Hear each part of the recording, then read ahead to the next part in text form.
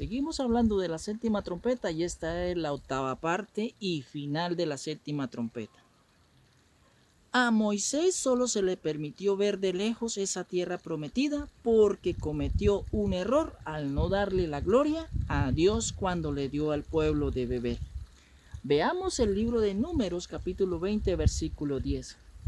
Y reunieron Moisés y Aarón a la congregación delante de la peña, y les dijo: oí ahora, rebeldes, os hemos de hacer salir agua de esta peña.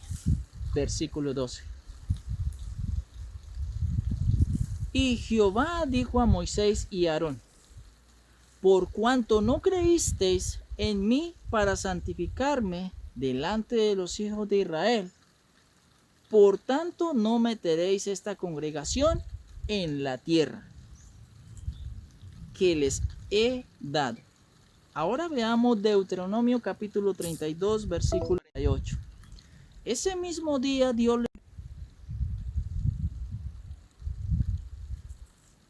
Versículo 49. Quiero que vayas a la región montañosa de Abarín y que subas al monte Nebo, que está en el territorio de Moab, frente a Jericó. Desde allí podrás admirar el territorio de Canaán, que voy a darles a los israelitas. Deuteronomio capítulo 32 versículo 52. Verás por tanto delante de ti la tierra, mas no entrarás allá, a la tierra que doy a los hijos de Israel. Versículo 50.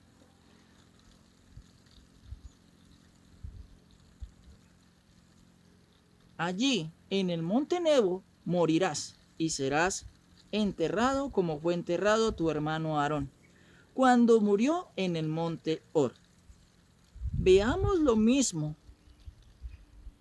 Esto es un ejemplo de que lo mismo pasará con aquellos cuando vean la restauración de todas las cosas y sientan la pérdida, porque no sacrificaron las cosas que creían ser satisfactorias y por estas perdieron el privilegio de heredar el reino restaurado.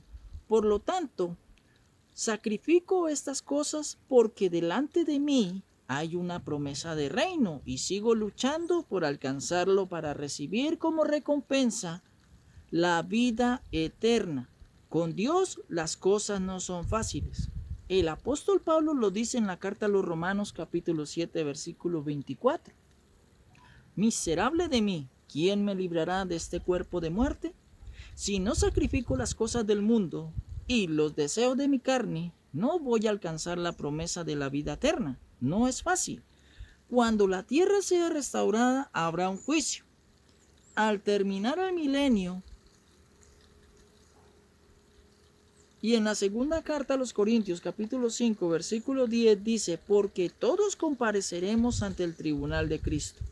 Lo que tú y yo hagamos en esta vida no nos ayudará para alcanzar la eternidad.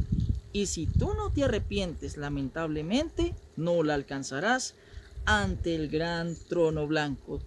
Pecadores y justos serán juzgados según sus obras. Unos recibirán la vida eterna y otros recibirán la destrucción eterna. Apocalipsis capítulo 20, versículo 11 dice: y vi un gran trono blanco y al que estaba sentado en él, de delante del cual huyeron la tierra y el cielo, y ningún lugar se encontró para ellos. Versículo 12. Y vi a los muertos grandes y pequeños de pie ante Dios, y los libros fueron abiertos, y otro libro fue abierto, el cual es el libro de la vida, y fueron juzgados los muertos por las cosas que estaban escritas en los libros según sus obras. Hay dos libros simbólicos. Uno es el libro de la vida y el otro es el libro de la vida según sus obras. Son simbólicos.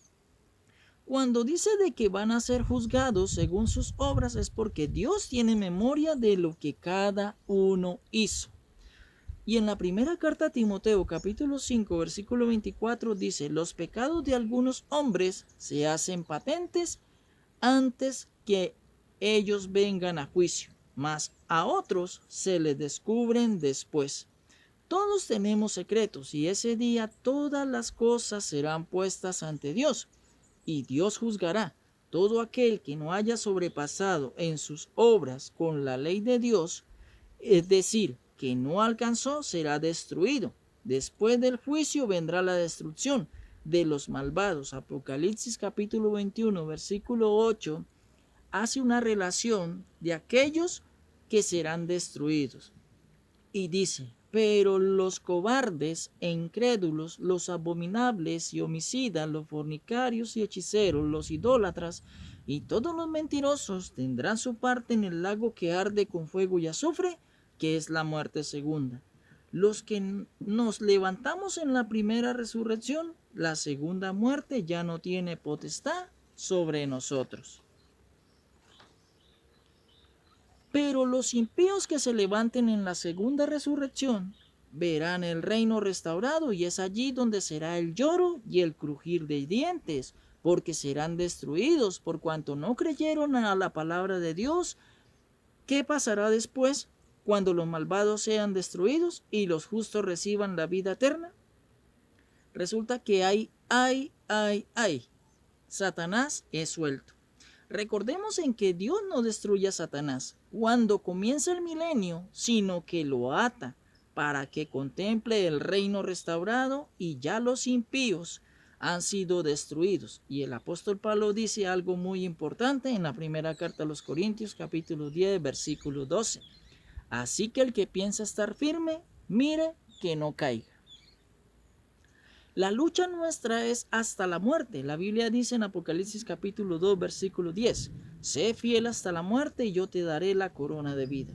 Pero hay una segunda prueba y a veces no entendemos por qué Dios hace esto. Veamos Apocalipsis capítulo 20, versículo 7. Cuando los 1000 años se cumplan, Satanás será suelto de su prisión. Esto es doloroso y hay que entenderlo. ¿Y por qué Dios hará esto si ya estaba allí? ¿Por qué Dios lo suelta? Cuando ya estaba todo bueno, restaurado, ya no habían malos, y Dios vuelve a soltar a Satanás. ¿Para qué Dios le permite a Satanás volver a estar suelto? Pero hay una razón. Aquí hay justicia. Aquí hay un principio justo de Dios. Veamos. Satanás tomó la gobernación de la tierra desde Génesis capítulo 3, y Dios comienza a trabajar para recuperar su gobernación. Pero luego de que todas las cosas sean restauradas, Dios necesita tener una seguridad. Dios necesita convencerse de los que pasaron con vida y los que están en la restauración de las cosas no vuelvan a traicionarlo. Y es ahí donde le permite a Satanás volver a intentar una rebelión en contra de su gobernación. Y le voy a decir de que hay una diferencia. En la primera rebelión, ninguno de los que fueron tentados permaneció fiel. Preste mucha atención. En la primera rebelión, recordemos que fueron todos perfectos. Y cada uno de esos seres perfectos, hablando de los ángeles y hablando de la primera pareja humana que fue perfectos, fueron tentados y cayeron, se rebelaron. Entonces pasó con la tercera parte de las estrellas del cielo, que representa a los ángeles. Satanás tentó a los ángeles, que son hoy demonios, y cayeron. Y lo mismo pasó con Adán y Eva. Fueron tentados y cayeron. Eso pasó en la primera rebelión. Pero en la segunda vez que Satanás intenta, muchos le seguirán, pero también muchos permanecerán fieles a Dios, y quedará demostrado de que servirle a Dios es una decisión que procede de nuestro corazón.